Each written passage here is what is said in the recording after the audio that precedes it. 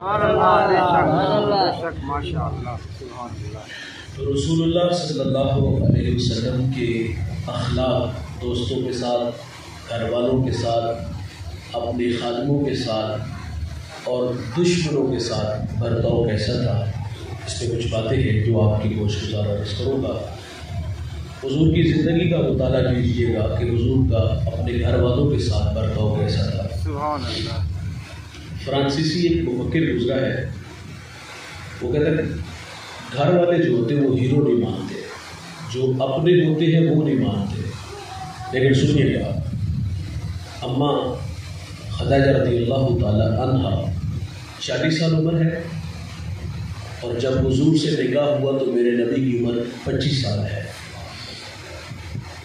اور 15 سال کی رفاقت۔ جب حضور کی عمر 40 سال ہوئی تو پہلی وحی نازل ہوئی، اقرأ بسم ربک الذی خلق۔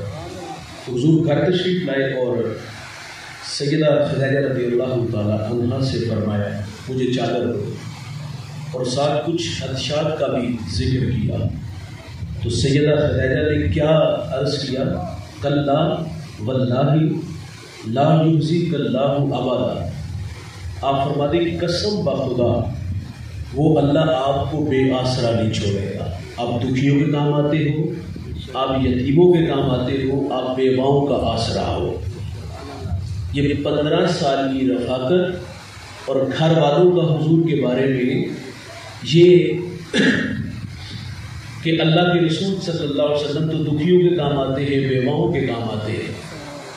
ابن اساکر نے لکھا ہے مکہ میں ایک مرتبہ قحط پڑا تو اہل قریش جناب ابو طالب کے پاس آئے اور آ کے کہا کہ وادیاں خشک ہو گئی، جانوروں کے لیے سر سبز گھاس کا ایک تنکا نہیں، اور لوگ بھوک میں مبتلا ہیں۔ آپ اولاد اسماعیل سے ہیں، چلیں اور اللہ سے باران رحمت کی دعا کریں۔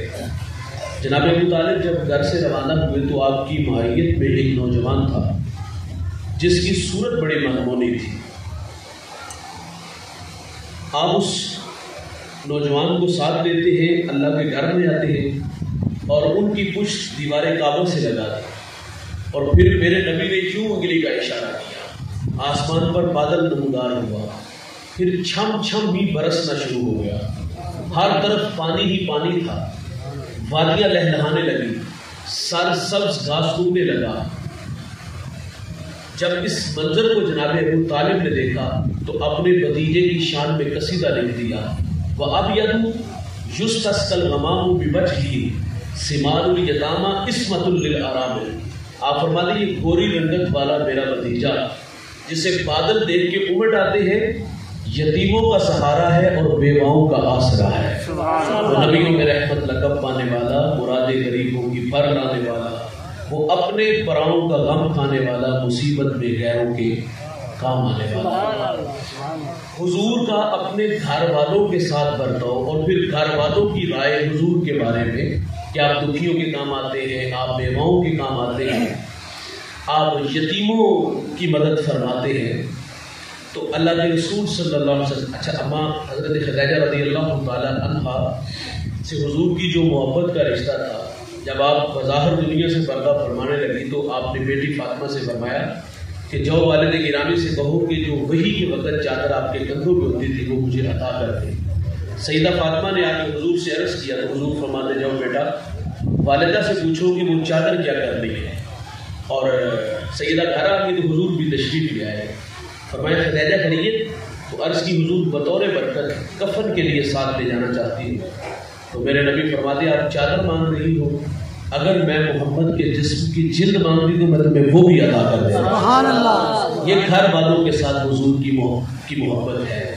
اور پھر حضور نبی رحمت صلی اللہ علیہ وسلم کثرت سے سیدہ خدیجہ کا تذکرہ کرتے تھے، ان کی سہیلیوں کے گھر میں گوشت بھیجا کرتے تھے۔ ہم عائشہ فرماتی ایک دن میں نے عرض کر دی کہ آپ ان کا تذکرہ نہیں کرتے، تو حضور اس بات پہ ناراض ہوئے، پر میں خدیجہ کے بارے میں دکھ نہیں دینا، یہ وہ خاتون ہے جس نے مجھے اس وقت مانا تھا جب پورے مکے نے میری بغاوت کی تھی۔ تو گھر والوں کے ساتھ حضور کا برتاؤ اتنا اعلیٰ کہ وہ گواہی دیتے ہیں آپ یتیموں بیواؤں کا آسرا ہے، اور سیدہ عائشہ رضی اللہ تعالی عنہا کے ساتھ جو حضور کا محبت کا رشتہ، آپ پانی نوش فرما رہی ہیں اور حضور فرماتے عائشہ اس میں سے کچھ بچا لینا، تو انہوں نے اس میں سے کچھ بچا لیا، تو پھر حضور فرماتے ہیں کہ یہ مجھے دو، اور اللہ کے رسول صلی اللہ علیہ وسلم سیدہ عائشہ سے پوچھتے ہیں اب یہ بتائیں کہ آپ نے کہاں ہونٹ رکھ کے پانی پیا؟ عرض کرتی حضور میں نے یہاں ہونٹ رکھے ہیں، تو میرے محمد وہی لب رکھ کے پانی پیتے ہیں۔ یہ گھر والوں کے ساتھ میرے نبی کا برتاؤ ہے۔ اچھا، جب حضور رات کو گھر تشریف لاتے تھے نا، تو حضور آہستہ آواز میں سلام دیتے، اس لیے اگر کوئی بیدار ہے تو وہ سلام کا جواب دے دے، اور اگر کوئی آرام کر رہا ہے تو اس کی نیند میں خلل نہ آئے۔ میں یہاں رک کر کے عرض کروں گا، میں اور آپ اپنے اپنے رویے دیکھ سکتے ہیں، پورے محلے کو پتہ چل جائے حضرت تشریف لے آئے ہیں، پانی کا ایک گلاس بھی پینا ہو تو ہم سارا دن لوگوں کی جو ہے غلامی مزدوری کرتے ہیں، اور گھر میں آ کر کے وہی مزدور جو ہے وہ اتنا عجیب رویہ کہ وہ گالی دے کے مخاطب ہو کے کہے کہ مجھے پانی پلاؤ، یہ کام تو ہم خود بھی کر سکتے ہیں، سارا دن وہ بھی تو کام میں لگی رہی تھی نا۔ تو تھوڑے سے رویے ہمیں دیں۔ اللہ کے رسول صلی اللہ علیہ وسلم جب نماز تہجد کے لیے بیدار ہوتے ہیں تو آہستہ قدم اٹھاتے ہیں۔ ہم عائشہ رضی اللہ تعالیٰ عنہ بیدار ہوئی تو عرض کی حضور، تو حضور فرماتے اس لیے میں احتیاط سے اٹھا اور باہر جانے لگا کہ آپ کی نیند میں خلل نہ آئے۔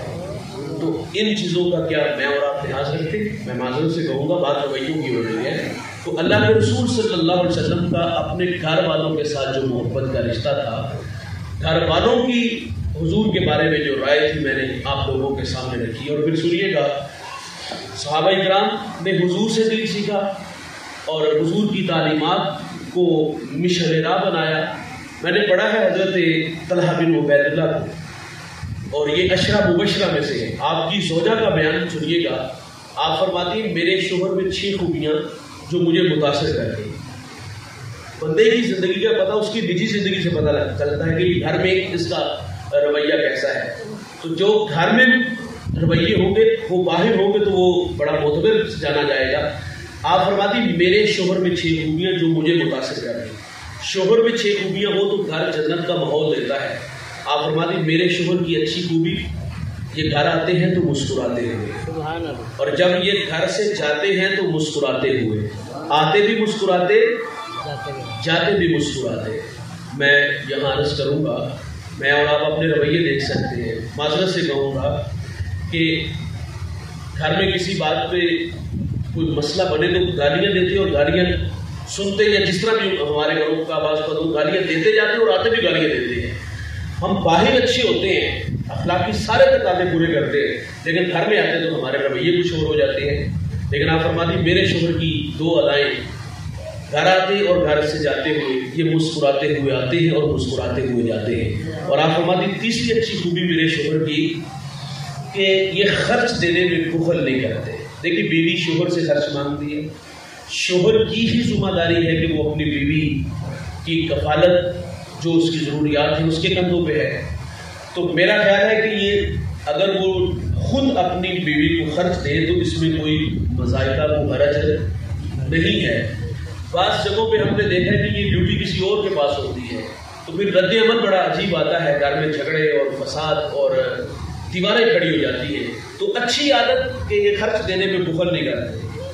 اور چوتھی اچھی عادت آپ فرماتی ہیں کبھی خرچ مانگنے کی ضرورت بھی نہیں پڑے۔ اور 5ویں اچھی عادت آپ فرماتی اگر میں ان کا کوئی کام کر دیتی ہوں، کھانا پیش کرتی ہوں، کپڑے دھو کے دے دیتی ہوں، تو یہ میرا شکریہ بھی ادا کرتے ہیں۔ لیکن انسانی فطرت ہے نا کہ وہ حوصلہ افزائی کا محتاج ہوتا ہے۔ وہ ایک پیر صاحب مرید کے گھر گئے، کھانا پیش کیا، کھانا بڑا لذیذ تھا، تو کہا ذرا بیوی کو پردے میں بلا۔ وہ آئی، کہا بیٹا آپ نے کھانا بڑا لذیذ بنایا۔ جب یہ بات کی تو وہ خاتون رونے لگی، تو وہ شیخ جو تھے وہ شرمندہ سے ہو گئے۔ کہا بیٹا میں تو تعریف کر رہا ہوں اور آپ نے مجھے شرمندہ کر دیا۔ کہا رونا آپ کی بات پہ نہیں آیا، رونا آپ کے اس مرید پہ آیا ہے۔ مجھے اس کے نکاح میں آئے ہوئے 25-30 سال ہو گئے، اس نے کبھی نہیں کہا کہ آپ نے کھانا بڑا اچھا بنایا ہے۔ تو یہ انسانی فطرت ہے، وہ حوصلہ افزائی کا محتاج ہوتا ہے۔ دیکھیے حضور گھر تشریف لائے اور اہل خانہ سے پوچھا گھر میں کھانے کی کچھ ہے؟ تو عرض کیا حضور روٹی ہے، سالن نہیں ہے، ساتھ سدگا ہے۔ تو حضور فرماتے سرکہ لے آؤ. حضور سرکے کے ساتھ روٹی کھاتے ہیں اور روٹی کھا کے فرماتے ہیں واہ واہ، سرکہ تو بڑا ہی اچھا سالن ہوتا ہے. سرکہ تو بڑا ہی اچھا سالن ہوتا ہے. ہمارے گھر میں 3 گھنٹے لگ کے کھانا بنتا ہے. کبھی کبھی ہوتا ہے کھانے میں کوئی نمک مرچ کا مسئلہ آ جاتا ہے. ظاہر عورتیں اندازے سے ڈالتی ہیں تو بعض کا تھوڑا زیادہ ہو جاتا ہے یا کم ہو جاتا ہے. کم یا زیادہ کی صورت میں ہم نے لوگوں کے رویے دیکھے ہیں. پہلے تو گھور کے دیکھے گا، پھر برتن اٹھائے گا، دیوار سے مارے گا اور پھر گالی بھی دے گا کہ تیری ماں نے تیرے کھانا بنانا نہیں سکھایا. میں معذرت سے کہوں گا کہ چلو اس کی ماں نے اس کو کھانا نہیں بنانا سکھایا تو آپ کے گھر والوں نے آپ کو بولنا بھی نہیں سکھایا. یہ کوئی رویے ہیں. تو شوہر کی اچھی عادت کہ اس بچے کو خاموش کروایا. تو 5 کی اچھی عادت یہ ہے کہ فرماتی ہیں کہ یہ اگر میں ان کو کام کر دیتی تو یہ شکریہ بھی ادا کرتے ہیں. اور 6ٹھی اچھی عادت میرے شوہر کی، آپ فرماتی ہیں میرے شوہر کی اچھی عادت یہ ہے اگر کسی بات پہ تکرار ہو جائے، ناراضگی ہو جائے تو آپ فرماتی میرا شوہر مجھے بہت جلد معاف کر دیتا ہے. سبحان اللہ. لیکن ہمارے ہاں پتہ کیا ہوگا، ہم باقاعدہ ایموشنل بلیک میل کرتے ہیں. ہم کہتے ہیں پتر 6 مہینے لو آپ، یعنی عقل ٹھکانے آتے ہیں. معذرت سے یہ 6 ماہ وہ ہماری بہن بیٹی کو لگوائے تو ہمیں اچھے لگیں گے. اور یہ 6 ماہ لگوانے کا مقصد کیا ہوتا ہے ہم لوگ اچھی طرح جانتے ہیں. کہ ظاہر ہے وہ جہاں جائے گی اپنے ماں باپ کے گھر میں جائے گی تو شریکہ برادری جس کو ہم کہتے ہیں، لوگ بھی تو چسکے لیتے ہیں نا یار تو ہلے گئی تو نہیں خیر دے ایسی. تو پھر جو بوڑھے گھر کے والدین ہوتے ہیں، ظاہر گھر میں بیٹیاں اور بھی ہوتی ہیں، ان کا بھی نکاح کرنا ہوتا ہے، رشتے دیکھنے والے آتے ہیں، وہ بھی سوال کرتے ہیں. اور یہ 6 ماہ لگوا کے واپس جب چلی جاتی ہے نا تو یہ باقاعدہ آگے لوگوں کو بھی مشورہ دیتا ہے. یہ حکیم جو ہے نا یہ آگے بھی مشورہ دیتا ہے کہ میرا مشورہ مانو، 6 ماہ لگواؤ، اس کی اگر ٹھکانے آتے ہیں. لیکن اسے یہ نہیں پتا کہ وہ 6 ماہ جو لگوائے تھے کبھی دل کی تلاشی لے کر کے دیکھے کہ اس دل میں اس کے لیے کوئی محبت ہے، کوئی جگنو ہے، کوئی اس کے لیے کرب ہے، کوئی اس کے لیے بے قراری ہے، کوئی اداسیاں ہیں اس دل میں. معاشرت سے بھائی وہ تو ماں باپ کی عزت لے کے بیٹھی ہے، وہ تو ایک جانور کے ساتھ زندگی گزار رہی ہے صرف اس لیے کہ اس کی 2 بہنیں گھر میں بیٹھی ہیں اور یہ لوگوں کو مشورے دیتا ہے کہ 6 مہینے لو. تو شوہر کی 6 خوبیاں: آتے مسکراتے، جاتے مسکراتے، خرچ دینے میں بخل، اور چوتھا خرچ مانگنے کی ضرورت بھی نہیں پڑتی. اور 5ویں اچھی عادت کہ یہ شکریہ بھی ادا کرتے ہیں. اور 6ٹھا فرمایا کہ یہ معاف بھی جلدی کر دیتے ہیں. تو بات یہ عرض کر رہا تھا کہ اللہ کے رسول صلی اللہ علیہ وسلم کی حضور کے اخلاق پہ بات ہو رہی تھی کہ کسی کے اگر اعلیٰ اخلاق دیکھنے ہو تو پھر اس کا برتاؤ دیکھا جاتا ہے کہ اس کا اپنے گھر والوں کے ساتھ برتاؤ کیسا ہے. تو حضور کا اپنے گھر والوں کے ساتھ برتاؤ کیا ہے؟ نیند میں خلل نہیں آنے دیتے. گھر والوں کے ساتھ برتاؤ کیا؟ عائشہ پانی پیتی ہے تو حضور فرماتے اس میں سے کچھ بچا لینا. حضور کا گھر والوں کے ساتھ برتاؤ اتنا اعلیٰ کہ سیدہ خدیجہ رضی اللہ تعالیٰ عنہ فرماتی ہے اللہ واللہ لا یخزیک اللہ ابدا، وہ اللہ آپ کو بے آسرا نہیں چھوڑے گا، آپ یتیموں کا بیواؤں کا آسرا ہے. چچا کہتے ہیں کہ وَأَبْيَضُ يُسْتَسْقَى الْغَمَامُ بِوَجْهِهِ ثِمَارُ الْيَتَامَى عِصْمَةٌ لِلْأَرَامِلِ. یہ گوری رنگت والا بھتیجا جسے بادل دیکھ کے امٹ آتے ہیں، یتیموں کا سہارا ہے اور بیواؤں کا آسرا ہے. سبحان اللہ. گھر والے ہیرو نہیں مانتے. فرانسیسی مفکر کی میں نے بات عرض کی تو اللہ کے رسول صلی اللہ علیہ وسلم کو گھر والے جو ہے حضور کی مدح میں اتنا کچھ کہہ جاتے ہیں. حضور کا اپنے غلاموں کے ساتھ برتاؤ کیسا تھا؟ وہ معاشرہ جہاں غلام کو منحوس کہتے تھے، غلام کی اتنی بھی عزت نہیں تھی کہ وہ آقا کا جوتا اٹھا کے دھوپ سے چھاؤں میں رکھے نا تو اس بات پہ بھی اس کو کوڑے لگتے تھے کہ تو اتنا سارا کش ہو گیا کہ تم نے مجھ سے اجازت نہیں لی. اور اللہ کے رسول صلی اللہ علیہ وسلم فرماتے غلام کے ساتھ فرمایا برتاؤ بیٹوں جیسا کرو. جو اپنے ماتحت ہیں نا فرمایا ان کے ساتھ برتاؤ اپنے بیٹوں جیسا کرو. اور اللہ کے رسول صلی اللہ علیہ وسلم زید بن حارثہ کو پڑھ کے دیکھ لیجیے گا کہاں سے بکتے ہوئے آئے اور حضور کی خدمت میں. پھر زید بن حارثہ کے نام سے جانے گے. چچا والد جب پتہ چلا کہ حضور جو ہے وہ اعلان نبوت سے پہلے کی بات ہے اور حضور نے اختیار دیا کہ زید بن حارثہ تمہیں اختیار ہے مرضی سے چلے جاؤ، لیکن کہا حضور کو چھوڑ کے کہیں نہیں جاؤں گا. تو پھر اتنا پیار میرے رسول نے، حضرت انس کہتے ہیں 10 سال حضور کی خدمت میں رہا تو حضور نے مجھے ایک بار بھی جھٹکا نہیں ہے. یہ ہے حضور کا غلاموں کے ساتھ پیار. یار حضرت بلال جب ایمان لائے نا تو حضور معراج سے واپس تشریف لائے، بلال کو قریب کر کے فرمایا مجھے یہ تو بتاؤ کہ کون سا ایسا عمل کرتے ہو کہ میں نے جنت کی ڈیوڑی میں تمہارے قدموں کی آواز اپنے آگے سنی ہے. یہ میرے نبی غلام سے کہہ رہے ہیں. بلال زمین سے اٹھ کے عرش پہ نہیں پہنچ گئے. اس ایک جملے نے غلامی کی ساری تھکن اتار نہیں دی کہ حضور فرماتے کہ بتاؤ کون سا عمل کرتے ہو کہ تمہارے قدموں کی آواز میں نے جنت کی ڈیوڑی میں اپنے آگے سنی ہے. پھر عزت بلال اتنا پاتا ہے, تھوڑی سی بات کم کر, اتنی عزت بلال پاتے ہیں کہ حضرت عمر فاروق رضی اللہ تعالیٰ عنہ سے ملنے جاتے ہیں. 23 لاکھ مربع میل کا حاکم ہے, اٹھ کے کھڑے ہوتے ہیں, کالے رنگ کے ہاتھ کو چومتے ہیں اور کیا فرماتے ہیں, یا بلال وانت سیدنا, اوروں کا غلام ہوگا لیکن تو ہمارا آقا لگتا ہے. تو یہ عزت میرے رسول نے غلاموں کو عطا فرمائی. یار مدینہ میں ایک یہودی تاجر تھا جس کا نام ابن جبیر ہے. وہ شام چلا گیا, وہاں سے اس نے تجارتی مال خریدا اور مال بھی خریدا اور ساتھ ایک غلام بھی خریدے. اس غرض سے خرید لیا کہ یہ سامان اٹھانے میں میری مدد کرے گا, اور جہاں مدینے میں منڈی میں آ کے دوسرا سامان بیچوں گا تو اس غلام کو بھی بیچ دوں گا. اس غلام کا نام سالم تھا, دبلا پتلا تھا, دکھنے میں کوئی زیادہ خوبصورت بھی نہیں تھا. اس کو لایا, سامان تو 2 دن میں بک گیا, لیکن اس غلام کی طرف کسی نے نظر التفات نہ کی, نظر اٹھا کے بھی نہ دیکھی. تو پھر ہوا کیا, ظاہر ہے جب لوگ خرید و فروخت کرتے تو نفع نقصان پہلے دیکھتے کہ اس کو خریدوں گا تو اس کے بدلے میں مجھے نفع کیا ملے گا. 2 دن میں سامان بک گیا لیکن اس کی طرف کسی نے نظر نہ اٹھائی. تو اس نے اپنے غلام کو دھوپ میں کھڑا کر دیا کہ میں تو اب تیرے لیے یہاں رکا ہوں, اور آپ لوگ جو مکہ مکرمہ میں مدینہ رسول میں گئے, آپ جانتے ہیں عرب کی گرمی کتنی تڑپا دینے والی ہوتی ہے, پوری دنیا میں مشہور گرمی ہے. تو 3 دن دھوپ میں کھڑا کر دیا. تو ایک خاتون جس کا نام تسبیح تھا, اس کو اس میں رحم آ گیا. اس نے اس کی قیمت دی اور اس کو خرید لیا, اور سالم کو کہا کہ بیٹے مجھے تیری ضرورت تو نہیں تھی لیکن اس نے ظلم کیا تیرے اوپر, مجھے رحم آیا اس لیے تجھے میں نے خرید لیا. اچھا سنیے گا, اس خاتون کی رحم دلی کے چرچے مدینے کی گلیوں میں ہونے لگے. ابو حذیفہ یہ مکے کا تاجر تھا, تجارتی مال بیچتا بیچتا مدینے میں آیا. جب مدینے میں آیا تو اس خاتون کی سیرت کے تذکرے سننے کو ملے, تو سیرت سے متاثر ہو کے پیغام نکاح بھیجا. تو انہوں نے بھی نکاح کی پیشکش کو قبول کر لیا. نکاح ہوا, چند روز مدینہ میں رہے, اور پھر ابو حذیفہ نے اپنی بیوی اور ساتھ غلام کو لیا اپنے شہر مکہ میں آ کے. جب یہ مکہ آئے تو ان دنوں میں میرے اور آپ کے آقا و مولا نبی رحمت صلی اللہ علیہ وسلم نے اعلان نبوت فرما دیا.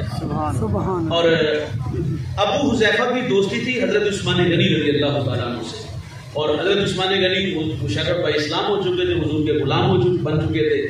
تو یہ حضرت عثمان غنی سے ملنے آیا ابو حذیفہ. تو جب ابو حذیفہ ملاقات کے لیے آیا تو انہوں نے آپ کو اسلام کی دعوت دی اور کہا کہ جس نبی کا میں نے کلمہ پڑھا ہے اس کے تم بھی غلام بن جاؤ. تو حضرت عثمان غنی کی بات دل میں اتری, کہا مجھے حضور کے پاس لے چلو. ابو حذیفہ حضور کی خدمت میں حاضر ہوئے, ایمان لے آئے. سالم بھی چلے گئے, ایمان لے آئے. بیوی بھی چلے گی, ایمان لے آئے. یہ تینوں ایمان لے آئے. اور ایک دن تسبیح جو ابو حذیفہ کی بیوی ہے, اس نے اپنے غلام کو آگے کہا کہ میں نے رسول اللہ سے سنا ہے جو غلام کو آزاد کرے گا اللہ اس کو جہنم کی آگ سے آزاد کر دے گا. کہا سالم آج سے میری طرف سے تو آزاد ہے. اور اس نے کہا کہ یہاں شہر مکہ میں مجھے کوئی آپ لوگوں کے علاوہ جانتا نہیں, کہاں جاؤں گا. کہا اب آزاد تو ہو, ہمارے بیٹے بن جاؤ, اور ہمارے بیٹے بن کے ہمارے ہی گھر میں رہو. اب غلامی نہیں, آزادی نصیب ہوگی. حضور کی غلامی نصیب ہو گئی. سنیے گا, حضرت سالم زیادہ وقت حضور کے قدموں میں گزارتے. جب بھی کوئی قرآن کی آیت اترتی تو یہ سیکھنے چلے جاتے. اور اچھا سالم کو اللہ نے لہجہ بڑا اعلیٰ دیا تھا, آواز بڑی اعلیٰ تھی. ایک دن سالم قرآن پڑھ رہے ہیں تو حضور سماعت فرما رہے ہیں اور ساتھ مسکرا رہے ہیں. سالم قرآن پڑھتے ہیں تو ایک دن رسول اللہ فرماتے ہیں کہ اللہ تیرا شکر ہے, یہ غلام کو عزت دینا ہے, اللہ تیرا شکر ہے کہ تو نے سالم جیسے قاری قرآن میری امت میں پیدا فرمایا. وہ دھوپ میں کھڑا, اور آج کتنا بڑا اعزاز. حضور فرماتے اللہ تیرا شکر ہے کہ سالم جیسے قاری قرآن میری امت میں پیدا کیے. یہاں میں نے وہی بات پھر دوبارہ عرض کروں گا, انسانی فطرت کہ وہ حوصلہ افزائی کا محتاج ہوتا ہے. سنتے چلیے گا یار, حضور مدینے کی گلی سے گزرے تو ابو موسیٰ اشعری رضی اللہ تعالی عنہ کے گھر کے قریب سے گزرے اور وہ گھر میں بیٹھ کر قرآن مجید کی تلاوت کر رہے تھے. لہجہ اتنا اعلیٰ تھا, اما عائشہ بھی ساتھ تھی. حضور گزرے کہ وہیں رک گئے, تھوڑی دیر ٹھہر گئے اور پھر تشریف لے گئے گھر. اگلے دن حضرت ابو موسیٰ سے ملاقات ہوئی اور حضور کیا فرماتے ہیں, ابو موسیٰ کل تمہارے گھر کے قریب سے اور میں اور عائشہ گزرے تھے, آپ قرآن پڑھ رہے تھے. حضور فرماتے یار آپ قرآن بڑا اچھا پڑھتے ہو. عرض کی حضور اگر مجھے پتا ہوتا کہ آپ سماعت فرما رہے تو حضور میں اور سوار کے پڑھتا. یہ انسانی فطرت. حضرت عاصم یہ مسجد نبوی میں امام تھے, قرات کا بہت بڑا نام ہے. ان کے منہ سے مشک سے بھی زیادہ خوشبو آتی تھی. ایک دن کسی نے سوال کیا, عاصم تمہارے منہ سے مشک سے زیادہ خوشبو آتی, وجہ؟ کہتے ایک شخص سویا, مقدر جاگ اٹھا, خواب میں حضور کی زیارت نصیب ہوئی اور حضور فرماتے ہیں عاصم میرے قریب آؤ نا. کہتے میں حضور کے قریب آیا تو حضور نے میرے لب چوم لیے. کہتے جب سے میرے لب نبی کے لبوں سے لگے ہیں میرے منہ سے مشک و عنبر کی خوشبوئیں آتی ہیں. ہمارا کہنا ہے اس ذوق سے بھی قرآن پڑھا کرو گے یار, اس شوق سے قرآن پڑھو گے یار, قسمت یابری کرے. جس نے حضرت عاصم کی خواب میں حضور تشریف لے آئے, یار مقدر وقت سمجھتے ہو تو حضور منہ چھوٹا بات بڑی, میں سو جاؤں یا مصطفیٰ کہتے کہتے کھلے آنکھ صلی اللہ کہتے کہتے تو بات یہ رسالہ حوصلہ افزائی انسانی فطرت ہے. بات سالم کی ہے. جو غلام تھا ابو حذیفہ جو ہے نا وہ ابن جبیر کا, اس کو خریدا تثبیتہ نے اور وہ آیا مدینہ سے مکہ ابو حذیفہ کے ساتھ, تثبیتہ کے ساتھ ایمان لایا, مشرفہ اسلام ہوا, غلامی سے نجات ملی. اکثر وقت حضور کے قدموں میں گزرتا, کوئی بھی قرآن کی آیت اترتی تو یہ سیکھتے چلے جاتے. اور یار یہ عمل کافی دیر جاری رہا, اتنا سیکھے کہ رسول اللہ اس غلام پہ رش کرتے ہوئے فرماتے اللہ تیرا شکر ہے کہ تو نے سالم جیسے قاری قرآن میری امت میں پیدا فرمائے. بات آگے بڑھاتا ہوں, یہ وہی سالم ہے. ہجرت کا وقت آیا اور لوگ ہجرت کر کے مدینہ تشریف لے آئے اور اس ہجرت میں ابو جو حضرت سالم بھی ساتھ تھے مسجد قباء تک پہنچے. اذان ہوئی, اقامت کہی گئی. اب مصلی کا امام کون بنا؟ بھائی جب وہاں بڑے بڑے جلیل القدر صحابی موجود تھے, وہاں حضرت عمر فاروق جیسے لوگ تھے. جب اذان کہی, اقامت پڑھی گئی, مصلی کا امام حضرت عمر فرماتے آج مصلی کا امام وہ بنے گا جس کی قرات سن کے محمد عربی بھی راضی ہوتے تھے. کہا سالم تم مصلی پہ اور ہم مقتدی بن کے تیرے پیچھے کھڑے ہوں گے.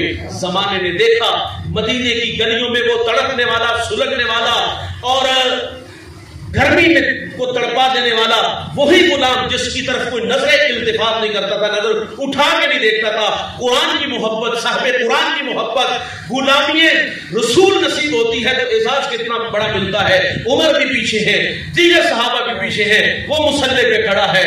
مدینے کے یہودی جنہوں نے سالم کو تڑپتے دیکھا تھا اور آج اتنا بڑا اعزاز دیکھا تو کہا سالم ایک زمانہ تھا کہ تیری طرف تو کوئی نظر اٹھا کے نہیں دیکھتا تھا, تو یہ اتنا بڑا اعزاز. تو زبان حال سے کچھ یوں کہہ دیا کہ جب تک بکے نہ تھے کوئی پوچھتا نہ تھا, تو نے خرید کے انمول کر دیا. تو بھائی جان میرے نبی نے تو غلاموں کو عزت عطا فرمائی. وہ کہاں تھا مدینے کی گلیوں میں تڑپنے والا, اور آج مسجد نبوی جو مسجد قباء ہے اس کا امام بن کے آگے کھڑا ہے, وہ حضرت عمر بھی پیچھے کھڑے ہیں مقتدی بن کے, اور اس کو عزت میرے رسول کتنی ارشاد فرماتے ہیں کہ سالم اللہ تیرا شکر ہے کہ تو نے سالم جیسے قاری قرآن میری امت میں پیدا فرمائے. حضور نے غلاموں کو عزت دی. گھر والوں کے ساتھ برتاؤ, غلاموں کے ساتھ برتاؤ. یار ایک حضرت ظاہر ہے, یہ دیہات کے رہنے والے ہیں اور مدینے میں آ کر کے شہر میں آ کے یہ کاروبار کرتے. ان کی بڑی خوبصورت ادا, منڈی میں جب کوئی نیا پھل آتا تو حضور کی خدمت میں پیش کرتے. ان کا لالچ یہ ہوتا کہ حضور ہی سب سے پہلے کھائیں. حضور جب حضور کو پیش کرتے تو حضور تناول کرتے, بعد میں عرض کرتے حضور وہ جو آپ نے پھل کھایا اس کے پیسے دیتے. حضور فرماتے وہ تو تحفہ تھا, عرض کی حضور غریب آدمی ہوں لیکن دل کی آرزو ہے کہ منڈی میں پہلا پھل آئے تو وہ میرے محبوب ہی کھائیں. اچھا حضور نے ایک دن ان کی آنکھوں پہ اپنے ہاتھ رکھ دیے. اللہ اکبر. ہم اپنے کسی محبوب دوست بھائی کی آنکھوں پر ہاتھ اس لیے رکھتے ہیں تاکہ وہ ان ہاتھوں کے لمس سے پہچان سکے کہ میں کون ہوں. جس سے محبت ہو تو پہچان بھی تو لیتے ہیں نا. حضور نے یوں انگلیاں رکھ دی, مطلب کہ بتاؤ میں کون ہوں. تو پھر حضرت ظاہر نے اپنی جو ہے وہ کمر حضور کے ساتھ بننا شروع کر دی. اللہ حضور فرما دے اسے آج اس کو کون خریدا؟ عرض کی حضور مجھ غریب کو کون خریدا؟ فرمایا نا عالم نہ ظاہر تو ہمارا دیہات ہے اور ہم تیرے شہر ہیں۔ حضور غلاموں سے بے پناہ محبت فرماتے ہیں اور غلاموں کے ساتھ حضور کا برتاؤ میں نے آپ کے سامنے رکھا۔ جب بھی کسی کے بارے میں یہ پتہ کرنا ہو کہ اس کے برتاؤ، اس کے اخلاق اپنوں کے ساتھ غلاموں کے ساتھ کیسے ہیں، تو پھر یہ چیزیں دیکھی جاتی ہیں۔ اور تیسری بات، یار دشمنوں کے ساتھ برتاؤ کیسا تھا میرے نبی؟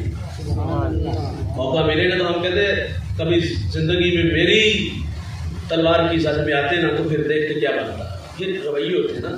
ہم کہتے ہم بیر نہیں جانے دیتے، بہت ساری باتیں ہوتی ہیں یار۔ مکہ المکرمہ میں اللہ کے رسول صلی اللہ علیہ وسلم جب ہجرت کرنے لگے نا تو ہجرت میں مجبور کیا گیا تھا۔ شجر و حجر در و دیوار کو دیکھ کے حضور نے کہا تھا کہ کبھی بھی نہ چھوڑتا اگر یہ لوگ مجھے یہاں سے ہجرت کرنے میں مجبور نہ کرتے۔ اور حضور کی آرزو تھی کہ میں حرم کعبہ میں اللہ کے حضور اپنی نیازمندیاں پیش کروں۔ تو طلحہ بن عثمان سے کہا چابی ان کے پاس تھی اور میں مجھے چابی دکان نہیں دوں گا۔ حضور فرماتے ایک وقت آئے گا یہ چابی میرے پاس ہوگی۔ تو کہا یہ صرف باتیں ہیں۔ خیر حضور کا دل دکھا اور حضور ہجرت کر کے مکہ سے مدینہ تشریف لے گئے اور پھر حضور فاتح بن کے آئے 10,000 کا لشکر لے کر اور 10,000 کا لشکر لے کر کے جب حضور مکہ میں ابو سفیان نے ہاتھ جوڑے عرض کی حضور مہربانی فرمائے۔ فرمایا من داخل دار ابی سفیان جو تیرے گھر میں داخل ہو جائے گا امان دی جائے گی۔ عرض کی گھر تو چھوٹا ہے، جو کنڈیاں بند کر رہے ہتھیار پھینک کے امان دی جاتی ہے۔ بھائی جان حضور مکہ میں داخل ہوئے، آپ فاتحین کو پڑھ کے دیکھ لیں، نیپولین بہت بڑا فاتح گزرا ہے، بستیاں اجاڑ دیتا تھا، لیکن حضور جب فاتح بن کے مکہ میں آئے نا تو راوی کہتے ہیں کہ حضور کی پیشانی اونٹ کی کوہان کے ساتھ لگی ہوئی تھی۔ اس عاجزی اور انکساری سے حضور مکہ میں داخل ہوئے۔ اچھا اب دشمن تو لائن میں کھڑے ہیں، جنہوں نے گڑھے کھودے، جنہوں نے کانڈے بچھائے، جنہوں نے اجریاں پھینکی، جنہوں نے گلے میں رسی ڈال کے تو دیا، سارے دشمن لائن میں کھڑے ہیں۔ وہ خود اپنی سزا تجویز کرتے کہ ہمیں کم سے کم کیا سزا دی جائے، تو کم سے کم اگر وہ خود بھی کہتے ہیں ہمیں سزا دیجیے تو اس کو انہیں شہر سے نکال دیا جاتا۔ دشمن لائن میں کھڑے ہیں یار۔ حضور کیا فرماتے ہیں لا تسریب علیکم جاؤ، آج کے دن کوئی مواخذہ نہیں۔ فرمایا میں تم سے وہی کہوں گا جو میرے بھائی یوسف نے اپنے بھائیوں سے کہا تھا۔ فرمایا جاؤ میں محمد تم سب کو معاف فرماتا ہوں۔ عام معافی کا اعلان کر دیا یار۔ طلحہ بن عثمان جنہوں نے چابی دینے سے انکار کیا، حضور نے فرمایا بلاؤ عثمان بن طلحہ کو حاضر خدمت۔ وہ وقت یاد آیا کہ میں نے کہا تھا کہ یہ صرف باتیں ہیں، اور حضور نے فرمایا تھا کہ وقت آئے کہ یہ چابی میرے پاس ہوگی۔ یار عثمان بن طلحہ سے چابی لی اور حضور نے فرمایا میں نے تمہیں کہا تھا کہ ایک وقت آئے گا یہ چابی میرے پاس ہوگی، اور اللہ کے حضور نیازمندیاں پیش کی۔ کعبے کا کلید بردار ہونا یار، کعبے کی نوکری چھوٹی نوکری بہت بڑی نوکری ہے۔ یہ اعزاز تو سیدنا صدیق اکبر بھی چاہتے تھے، حضرت عمر فاروق کا بھی آرزو تھی، دیگر اصحاب کی بھی آرزو تھی۔ لیکن سنو یار، جب حضور باہر تشریف لاتے ہیں اور چابی عثمان بن طلحہ کو دی، فرمایا یہ تمہارے ہی پاس رہے گی، اور وہ چابی آج بھی اسی خاندان کے پاس ہے۔ دشمنوں کے ساتھ برتاؤ کہتے ہیں یار۔ جب بدر کے مقام پر جب وہ 1000 کا لشکر لے کے آئے اور ادھر مٹھی بھر تھے یار 313 ہیں، اور ان کے پاس کھجور کے ڈنڈے ہیں، ٹوٹی تلواریں ہیں، اور ادھر اسلحے سے لیس ہیں اور آلات حرب و ضرب ہیں، وہاں تو افرادی قوت بھی زیادہ ہے۔ اور اللہ کے رسول صلی اللہ علیہ وسلم یہ مٹھی پر لوگ لے کے جب بدر گئے نا، مسجد عریش میں حضور نے لمبا سجدہ کیا اور کہا یہ تیرا نام لینے والے یہ نہ رہے تو پھر تیرا نام لینے والے۔ پھر اللہ کی طرف سے مدد آئی، آسمان سے فرشتے اترے تھے، تو بھائی بدر کے جو قیدی تھے نا انہیں جھگڑا گیا، رسیوں سے باندھا گیا۔ تو حضور کی کیفیت کیا تھی؟ حضور کبھی لیٹ جاتے ہیں، کبھی اٹھ کے بیٹھ جاتے ہیں۔ عرض کی حضور یہ طبیعت میں بے چینی، فرمایا جو رسیوں کو تم نے مضبوطی سے باندھا میں محمد کو وہ تکلیف دے دے۔ بھلا دشمنوں کے ساتھ بھی اس طرح برتاؤ کیا جاتا ہے؟ حضور تو دشمنوں کے ساتھ بھی جو ہے نا وہ محبت کا پہلو رکھتے تھے۔ یمامہ کا سردار تھا سمامہ بن اسال، رسیوں سے باندھ جب مسجد نبی کے ستون سے باندھا گیا تو حضور نے فرمایا سناؤ کیا حال ہے؟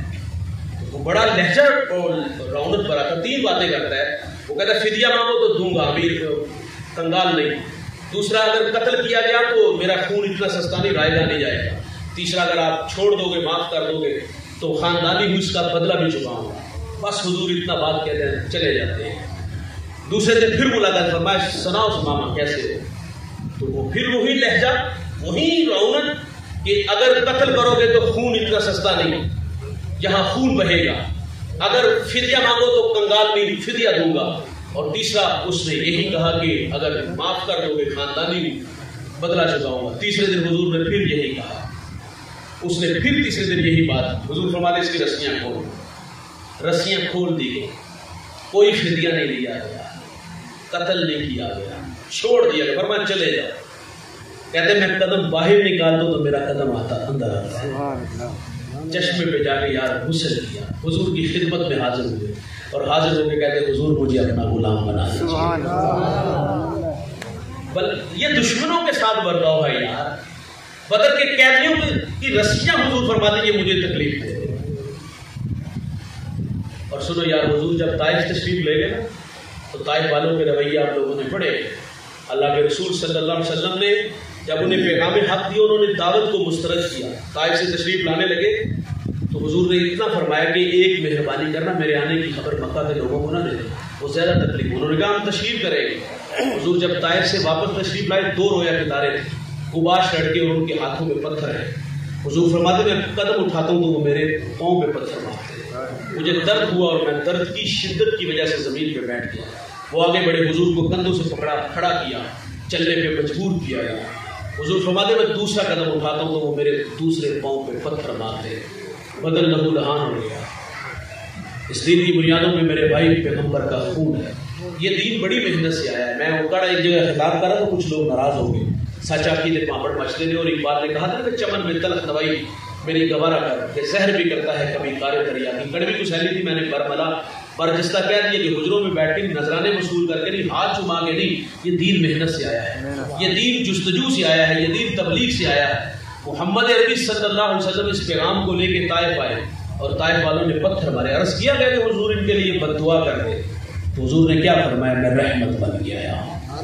اچھا وہاں ایک جملہ ارشاد فرمایا تھا میرے نبی نے، فرمایا مجھے ان کی نسلوں سے امید ہے کہ وہ میرے ساتھ چلیں۔ اچھا بعض کا نتائج جو ہوتے ہیں نا وہ آنے والی نسلوں پہ چھوڑے جاتے ہیں، ہم تو دل برداشتہ ہو جاتے ہیں نا، بعض کا مسجد کے معاملات ایسے ہوتے ہیں جس کی گھر نہیں چلتی مسجد میں ضرور چلتی ہے، پکے کیوں چل رہے ہیں، لائٹاں کیوں نہیں بند ہوئی ہیں، صفا کیوں نہیں موجود چلتے، لیٹرینا کیوں گندیاں ہیں، کنویں کیوں بند نہیں کیتے ہیں۔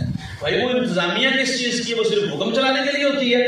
یہ سارے کام تو انتظامیہ کہتے ہیں جو مولوی کے کندھے پہ ڈال دیے گئے، لیکن وہ بھی بیچارے خاموش ہو جاتے ہیں، درگزر کا پہلو غالب ہوتا ہے، تو بعض کا دل برداشتہ بھی ہو جاتے ہیں، غیرت بھی کوئی چیزیں، وہ کہتے ہیں ہمیں تو سجدے سے غرض ہے، یہاں نہیں تو وہاں سے کام بھی کرنا ہے نا یار، ملتان میں نہیں تو کسی اور شہر میں ڈیرے جما لیں گے۔ بعض زیادہ دکھی ہوتے ہیں، وہ کہتے ہیں جنگلوں میں، بیابانوں میں، ویرانوں میں، غاروں کی تنہائیوں میں بیٹھ کے ہاتھ پھونک کے نعرے لگائیں گے، اپنی اصلاح کریں گے، رب کے حضور حاضر ہو جائیں گے۔ لیکن حضور کا یہ فرمان روشنی دیتا ہے کہ نتائج جو ہوتے ہیں نا دوست، بعض کا آنے والی نسلوں پہ چھوڑے جاتے ہیں۔ آپ جانتے ہیں جب سندھ کے اندر نہید نامی بیٹی کے سر سے راجہ طاہر کے گنڈوں نے دوپٹہ کھینچا تو اس نے یا علل حجاج کہا۔ حجاج تاریخ کا کوئی قابل ذکر انسان نہیں، بہت بڑا بدماش ہے، اس کے ہاتھ ہزاروں لوگوں کے خون سے رنگے ہوئے ہیں۔ اس سماج کا بدماش آدمی کہتا ہے لبیک یا اختی بہن میں حاضر۔ اس نے پھر اپنے بھتیجے، اپنے داماد کو یہاں بھیجا اور وہ ہندوستان کے تخت و تاج کو رونتا ہوا یہاں آیا۔ اچھا جگہ جگہ ٹھہرتا اور بار بار کہتا ہے بہن میں حاضر، بہن میں حاضر۔ کسی نے کہا کہ طبیعت میں طوفان کہاں سے آیا؟ تو کہا میں چشم تصورات میں اپنی بہن کو مدد کے لیے پکارتا دیکھتا ہوں، اسے دلاسا دیتا ہوں تیرا بھائی زندہ ہے اور تیری مدد کے لیے آ رہا ہے۔ یار کہاں سے چلا وہ 17 سالہ نوجوان، یہاں آیا اور اس بیٹی کے سر پر عزت کی ردا رکھی۔ 4 سال یہاں گزار کے گیا تھا، مکران سے ملتان یا اپنے پڑوس میں 25 کلومیٹر کے فاصلے پر ملتان تک آیا۔ اپنے کردار سے، اخلاق سے، گفتار سے 1 لاکھ انسانوں کو محمد عربی کا غلام بنا گیا۔ وہ خود چلا گیا لیکن یہاں دین چھوڑ کے آنے والا معتبر نام جس کو زمانہ آج محمد بن قاسم کے نام سے جانتا ہے۔ تو اللہ کے رسول صلی اللہ علیہ وسلم نے اس موقع پر بھی جب طائف والوں نے حضور کو پتھر مارے، بدن لہو لہان تھا، حضور نے اس وقت بھی ان لوگوں کے لیے بد دعا نہیں، معاف کر دیا۔ تو حضور کا دشمنوں کے ساتھ برتاؤ، دوستوں کے ساتھ برتاؤ، اپنے جو ہے جو حاضر تھے، جو خدمت گزار تھے، گھر والے تھے، ان کے ساتھ کیا برتاؤ تھا۔ تو حضور کی زندگی میرے لیے اور آپ کے لیے بھی شہرا ہے، اس پہ بہت ساری باتیں کی جا سکتی ہیں، وقت سمٹ گیا، ابھی شاہ کے فوراً بعد ایک جگہ اور حاضر ہونا ہے۔ آج اس بزم کو ڈاکٹر صاحب کی پوری ٹیم نے سجایا، ہم سب کو جمع کیا۔ اللہ ان کی محنت جستجو کاوش اپنی بارگاہ میں قبول فرمائے. میرے مالک جتنے احباب آئے گھروں میں پہنچنے سے پہلے سب کے گھروں میں درس قرآن کی برکت ہے. سب کو عزت و آبرو والی زندگی عطا. اللہ جیے شان سے مرے ایمان سے. اللہ خاتمہ ایمان. اللہ ہم سب تیرے حضور دست پر دعا ہے فلسطین کے مظلوموں کی مدد فرما. اے اللہ ان دکھیوں کی مدد فرما. کشمیر کے مظلوموں کی مدد فرما. اے اللہ جہاں جہاں بھی اہل ایمان مسلم اے اللہ آزادی کے لیے برسر پیکار ہے اللہ ان کی مدد فرما. دیانت فرما. نصرت فرما. اسلام کا بول بالا فرما. کفر کا منہ کالا فرما. اے اللہ اسلام دشمنوں کو نیست و نابود فرما. صلی اللہ تعالیٰ علیہ وسلم.